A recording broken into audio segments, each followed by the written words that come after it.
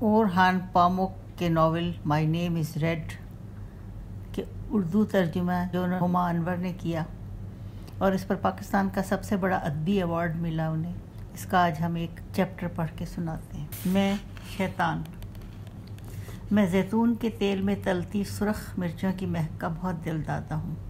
صبح کاذب کو پرسکون سمندر پر برستی بارش، کھلی کھڑکی سے دکھائی دیتی کسی عورت کی غیر متوقع جھلک کا، خاموشیوں، خیال اور صبر کا مجھے خود پر یقین ہے، اور بیشتر اوقات میں ان باتوں پر کان نہیں دھرتا کہ میرے بارے میں کیا کہا جا رہا ہے، لیکن پھر بھی آج شب میں اس کافی خانے میں اپنے منیچر فنکار اور خطاط بھائیوں سے بعض گپ شپ، جھوٹ اور افواہوں پر بات صاف کرنے آیا ہوں۔ یقیناً کیونکہ میں بات کر رہا ہوں، تم پہلے ہی اس کے بالکل برعکس پر یقین کرنے کو تیار ہو جو میں کہہ رہا ہوں، لیکن تم اتنے ہوشیار ضرور ہو کہ سمجھ جاؤ کہ میری کہی بات کی الٹ بات ہمیشہ سچ نہیں ہوتی، اور اگرچہ تم مجھ پر شبہ کر سکتے ہو، تم اتنے زیرک اور ہوشیار بھی ضرور ہو کہ میری باتوں میں دلچسپی لو۔ تم بخوبی واقف ہو کہ میرا نام، جس کا قرآن کریم میں 52 مرتبہ ذکر ہے، وہ نام ہے جس کا سب سے زیادہ حوالہ دیا جاتا ہے۔ ٹھیک ہے، پھر مجھے کتاب الہی سے آغاز کرنے دو، قرآن کریم سے۔ میرے متعلق اس میں درج ہر بات حق ہے۔ جان لو، جب میں یہ کہتا ہوں تو میں انتہائی عاجزی سے یہ کہتا ہوں، چونکہ یہاں اسلوب و انداز کا معاملہ بھی ہے۔ مجھے اس پر ہمیشہ بے حد رنج ہوتا ہے کہ قرآن کریم میں میرا ذکر حقارت سے آیا ہے، لیکن یہ کرب اور رنج میرا طرز زندگی ہے، یہ بس ایسا ہی ہے۔ یہ سچ ہے، خدا نے انسان کو ہم فرشتوں کی نگاہوں کے سامنے بنایا، پھر اس کا حکم تھا ہم اس کی تخلیق کو سجدہ کریں۔ ہاں، یہ سب بالکل ویسے ہی ہوا جیسے سورہ الاعراف میں مذکور ہے، جہاں دوسرے فرشتوں نے آدم کو سجدہ کیا، میں نے انکار کر دیا۔ میں نے سب کو یاد دلایا کہ آدم کی تخلیق مٹی سے ہوئی تھی اور میری آگ سے، ایک برتر عنصر سے، جیسا کہ تم سب واقف ہی ہو۔ سو میں نے آدم کو سجدہ نہ کیا، اور خدا کو میرا یہ رویہ متکبرانہ لگا۔ اتر جاؤ ان آسمانوں سے، اس نے فرمایا، تم جیسوں کی حد سے باہر ہے کہ یہاں عظمت کے دعوے کرو۔ مجھے روز حساب تک کی مہلت عطا فرمائیے، میں نے کہا۔ جب مردے زندے کیے جائیں گے تب تک کی مہلت؟ اس نے اجازت بخش دی۔ میں نے عہد کیا کہ اس تمام عرصے میں میں اولاد آدم کو بہکاؤں گا جو میری سزا کا سبب بنے تھے، اور اس نے فرمایا کہ میں جنہیں بہکانے میں کامیاب رہوں گا وہ ان سے جہنم کو بھر دے گا۔ مجھے یہ بتانے کی ضرورت نہیں کہ ہم دونوں اس کے فرمان پر قائم رہے۔ مجھے اس معاملے پر مزید کچھ نہیں کہنا۔ جیسے کہ کچھ لوگ دعویٰ کریں گے، اس وقت اللہ تعالیٰ اور میں نے ایک معاہدہ کیا۔ ان لوگوں کے مطابق میں اللہ کے بندوں کا ایمان برباد کرنے کی کوشش کر کے ان کی آزمائش اور امتحان میں اللہ کی مدد کر رہا ہوں۔ اچھے نیکوکار بندے صاحب عقل و دانش نہیں بھٹکیں گے، جبکہ بدی والے اپنے نفسانی خواہشوں کے باعث بعد میں جہنم کی پستیوں کو بھرنے کے لیے گناہ کریں گے۔ اگر سارے آدمی جنت میں جائیں تو کوئی بھی خوف زدہ نہیں ہوگا، اور دنیا اور اس کی حکومتیں کبھی صرف نیکی پر کام نہ کر سکیں گی، کیونکہ ہماری دنیا میں برائی بھی اچھائی کی طرح اتنی ہی ضروری ہے اور گناہ نیکی کے برابر لازم ہے۔ اس کے باعث میں دنیاوی نظام کی تخلیق کے لیے اللہ کا شکر گزار ہوں، اس کی اجازت سے، ورنہ وہ مجھے روزے محشر تک زندہ رہنے کی اجازت کیوں دیتا؟ شر قرار دیے جانے اور کبھی بھی میرا جائز بدلہ یا حصہ نہ ملنے پر مجھے ایک در پردہ کرب میں مبتلا رکھا۔ منصور حلاج جیسے مجذوب یا معروف امام غزالی کا برادر خرد احمد غزالی اس نقطے کو پا گئے تھے، اور اپنی تحریروں میں نتیجہ اخذ کیا کہ وہ گناہ جو مجھ سے سرزد ہوئے اگر واقعی خدا کی منشا تھے تو پھر وہ خدا کی اجازت سے تھے۔ مزید یہ کہ ان کا موقف ہے کہ خیر اور شر وجود نہیں رکھتے، کیونکہ ہر شے کا ظہور خدا سے ہوتا ہے، ہر حتیٰ کہ خود میں اسی سے ہوں۔ ایسے کچھ بے عقل لوگ خاصے مناسب طور پر اپنی کتابوں کے ہمراہ جلا کر بھسم کر دیے گئے۔ یقیناً خیر اور شر کا وجود ہے، اور ان دونوں کے درمیان تقسیمی لکیر بنانے کی ذمہ داری ہم سب پر عائد ہوتی ہے۔ میں خدا نہیں ہوں معاذ اللہ، اور ان احمقوں کے سروں میں ایسی خرافات ڈالنے والا بھی میں نہیں ہوں، وہ اس سب کے ساتھ خود ہی آ جاتی ہیں۔ یہ بات مجھے اپنی دوسری شکایت پر لاتی ہے، میں دنیا میں ہر بدی، شر اور گناہ کا منبع نہیں ہوں۔ بہت سے لوگ اپنی اندھی حرص، نفسانی ہوس، عزم و حوصلے کی کمی اور گھٹیا پن میں، اور اکثر اوقات کسی میرے بہکاوے یا ترغیب کے بغیر خود اپنی حماقت فریب یا اپنی ہی ترغیب کے باعث گناہ کرتے ہیں۔ اگرچہ بعض صوفیوں کی مجھے کسی بھی شر سے بری الزما کرنے کی کوشش اتنی ہی لا یعنی ہو سکتی ہیں جیسے یہ مفروضہ کہ میں سب کا منبع ہوں۔ یہ بات قرآن کریم کے بھی متضاد ہے۔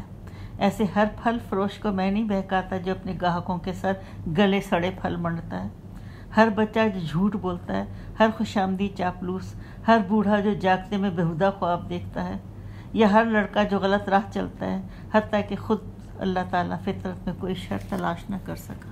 یقیناً میں بہت محنت کرتا ہوں تاکہ تم سنگین گناہ کر سکو، لیکن بعض جو دعویٰ کرتے ہیں کہ تم سب جو جمائی لیتے، چھینکتے یا حتیٰ کہ ڈکار لیتے ہو تو یہ میرا کیا دھرا ہے، جس سے مجھے پتہ چلتا ہے کہ تم مجھے ذرا بھی نہیں سمجھتے۔ تم مشورہ دے سکتے ہو، انہیں خود کو غلط سمجھنے دو تاکہ تم انہیں زیادہ آسانی سے بہکا سکو۔ سچ ہے، لیکن مجھے ذرا یاد دلانے دو، مجھ میں انا ہے، غرور، جس نے مجھے پہلی مرتبہ خدا تعالیٰ کی نگاہ سے گرا دیا۔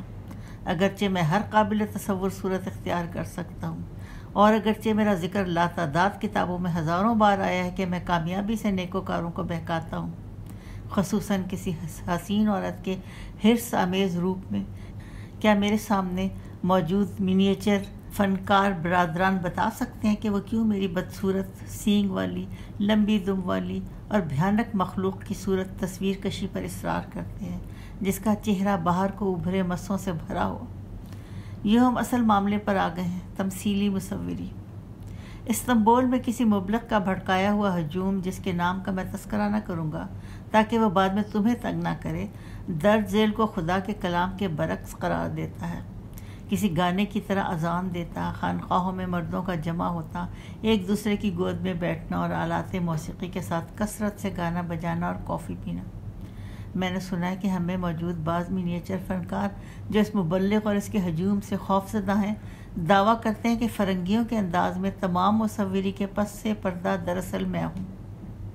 صدیوں سے مجھ پر بے شمار الزامات لگائے جا رہے ہیں، لیکن سچ سے اس قدر بعید اور کوئی الزام مجھ پر نہیں لگا۔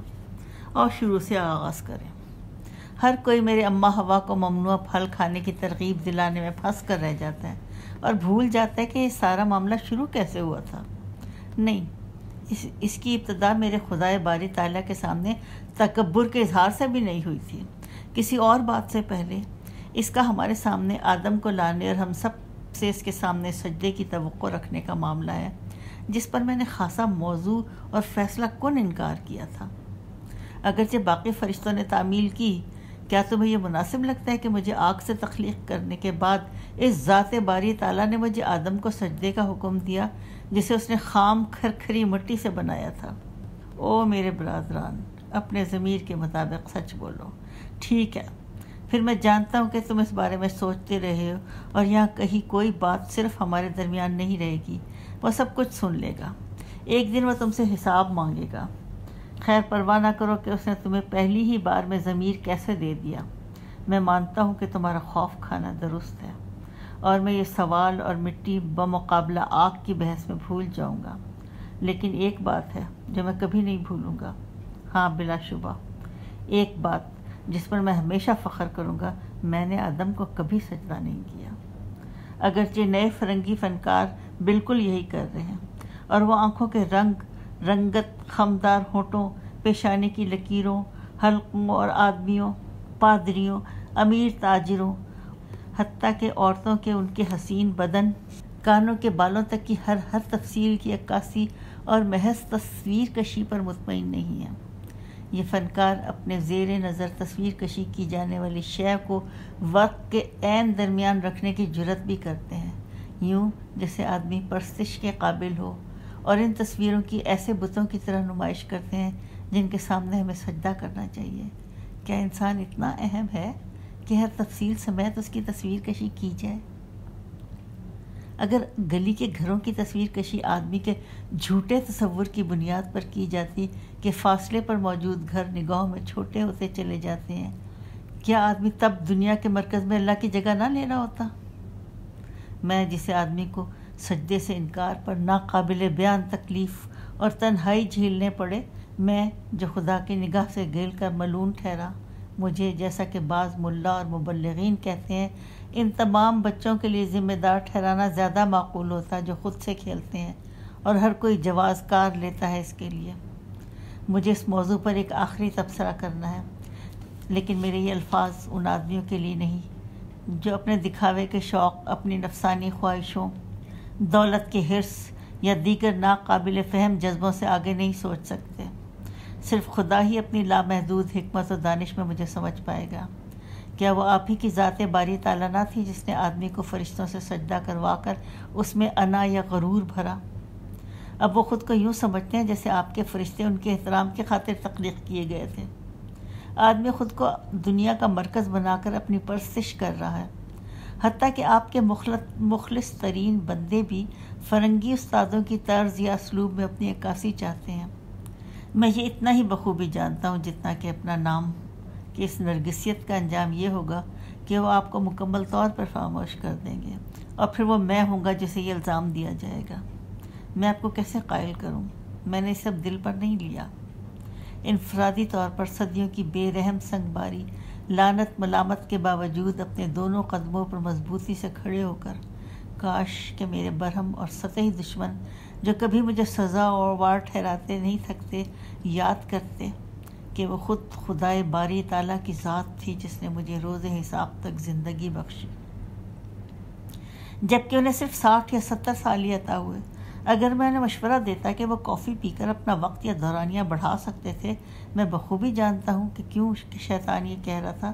کچھ لوگ اس کے بالکل برعکس کرتے اور کافی کو بالکل ہی مسترد کر دیتے، یا اس سے بھی بدتر پینے کے بجائے سر کے بل کھڑے ہو کے پورے نظام ہضم ہی کو الٹا دیتے۔ ہنسیے مت، متن نہیں بلکہ اہم تو سوچ کا انداز ہوتا ہے۔ منیچر فنکار جو مصوری کرتا ہے وہ نہیں بلکہ اس کا انداز اہم ہے۔ تاہم یہ چیزیں لطیف ہونی چاہیے۔ میں محبت کی کہانی سنا کر اختتام کرنے والا تھا، لیکن خاصی دیر ہو چکی ہے۔ شہد جیسی میٹھی زبان والا داستان گو جس نے آج شب مجھے زبان دی، محبت کی یہ داستان تب سنانے کا وعدہ کرتا ہے جب وہ پرسوں بدھ کی شب کسی عورت کی تصویر آویزاں کرے گا۔